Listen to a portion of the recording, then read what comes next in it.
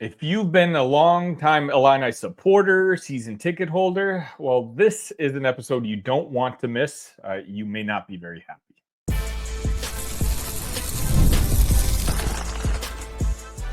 You are Locked On Illini, your daily podcast on the Illinois Fighting Illini. Part of the Locked On Podcast Network, your team every day. Welcome one, welcome all to a short, abbreviated version of Locked On Illini. My name, of course, is Sunny Verma, your host here at Locked On Illini, where you get daily content every single day, and not just once. Using today as an example, there's a new story going around that people are talking about, and so I figured I'd get in front of your faces to bring some attention to it. And what is that news story? It's basically Illinois season ticket holders.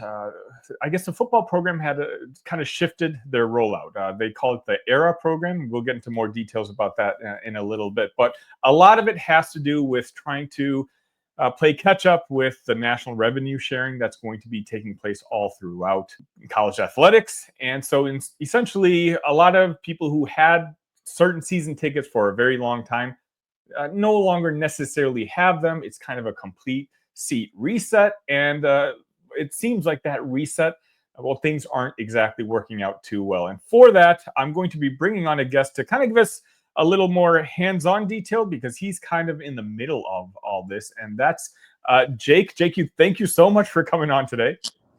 Absolutely, Sonny. Appreciate you having me on. Of course. Jake, before we get started, can you give the folks a little background of, like, how long you've been a fan, a season ticket holder, etc.? Sure. Yeah. So I was on campus for my undergrad from 2015 to 17. Went to all the games as a student, and then shortly after graduating, once I had the money, I decided to become a season ticket holder. So about 5 or 6 years now. Go to every game. I've the last decade, the one game I missed was the wind game in 2022 against Michigan State, which I was at the World Series that day, so that was a good reason to not go. Well, yeah, okay, yeah. Fair enough. So yeah, I'm at every single game. I was in the East balcony the first 2 or 3 years, and then a couple years ago decided to pony up a little more money, get over to the West balcony, a little nicer, and then I got super lucky. Just the timing of when I tried to get my seats, there were a couple row 1 tickets and 226 that were available. So I've been there the last couple years. And I mean, I totally recognize that I have not been there nearly as long as a lot of the people around me. I've got an older couple next to me that's been coming for 40 years. Oh, wow. And in some ways I feel out of place sitting among these people. So I mean, all this stuff going on, it really upsets me, but I can only imagine the people that have been coming for way longer than me that are being affected in the same way. And I mean, how they're feeling, I couldn't even imagine it.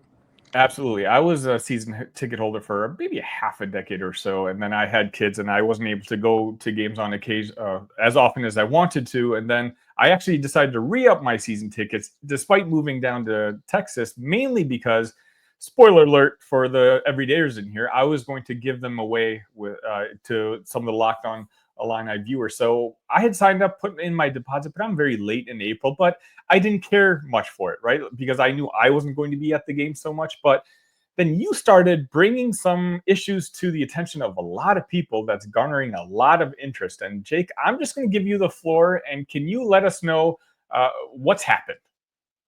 Yeah, so essentially, just to kind of summarize what's going on with the ERA program, with the new revenue sharing model coming up, there's a need for a lot of schools to raise more money. It's understandable. I think most people would agree with that. But the way that they're attacking it is a lot of the prime sections, like West Main from like the 20 to the 20 or so, those all require donations. West Balcony, the 3 middle sections, those require donations. For football, it's nothing crazy. A lot of the people that are already there are already donating these amounts. But for basketball, it's a lot. I mean, there's a lot of people that have 100 level tickets that are now going to be donating thousands. So that's kind of how it works. I don't necessarily not agree with it. I understand it, Sure. but there's some implications with how it's being rolled out that's actually going to negatively affect a lot of people. Namely, I mean, primarily for football, it's the entire reseat. Everyone that has been donating, that's been in these seats for years, the vast majority of them are no longer going to be in those seats. And main decision that is really bothering people is that they're putting no maximum on the number of tickets that you can buy.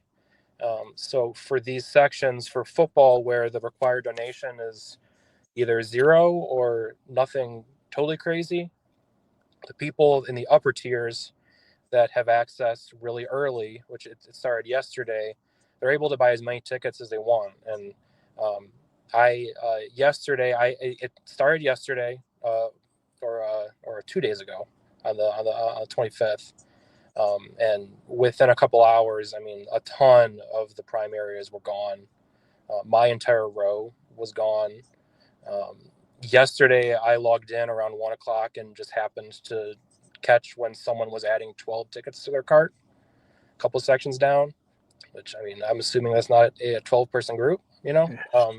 And then last night, around 10 o'clock or so, and there was already someone a couple sections down from me that had 12 seats in the first row for sale for every game next year. And so that's kind of the main issue here, right, Jake? Like it's not that premium seats are taken. Of course, if you spent more money, you donated more money. Like, you know, as much of fans as we are of Illinois, a lot of schools are doing that, right? The more you donate, the more premium choices that you have. The issue here is it seems to be that some people have found a loophole in the sense where they're getting not just premium seats, but premium rows and buying, as you mentioned, like 12 seats at a time, not with necessarily the intention of sitting with a big group every single game, but basically maybe, you know, taking your 2 seats or your 4 seats and selling off the rest, which could lead to, you know, down the road when the season actually starts, it's the opponent's fans that are going to be sitting in the premier spots that we want Illinois season ticket holders to sit at it, right? Right. And now we're in a situation where, like, for example, the people that in my row, if they want to sit in the same area, and say now they'll be in rows 2, 3, or 4, they're probably going to be sitting behind Ohio State fans or USC fans, and that's just, I mean, clearly wrong for people that have been coming to these games for a very long time, which the vast majority of that time is not good football.